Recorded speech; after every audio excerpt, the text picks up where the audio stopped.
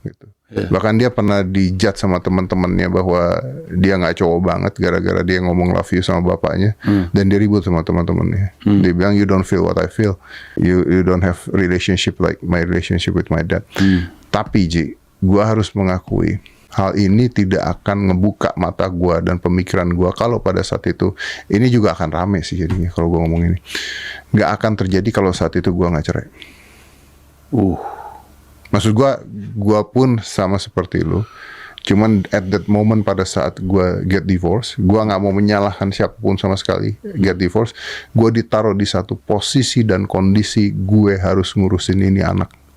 Dan mungkin ibunya juga nggak salah, karena ibunya merasa bahwa mungkin bapaknya lebih bisa ngurus gitu ya, dan sebagainya. Gue bisa juga oke, baik-baik aja.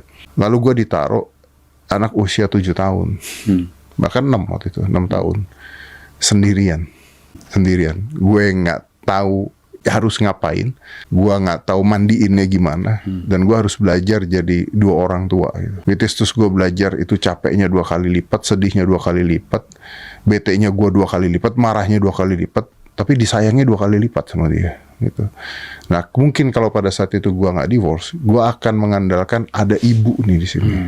Yang bisa ngurusin anak-anak gue, tugas gue adalah nyari duit doang.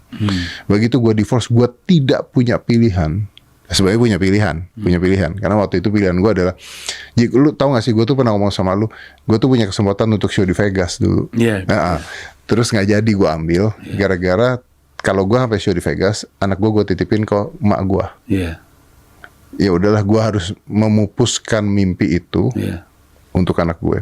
Saat ini, kalau gue bercanda sama Aska, gue tuh suka bercanda sama Aska. Gara-gara lu, gue nggak punya show di Vegas. Gue suka bercanda gitu sama dia. Terus dia balas, iya, gara-gara gue juga lu punya podcast seperti ini sekarang. Digituin sama dia.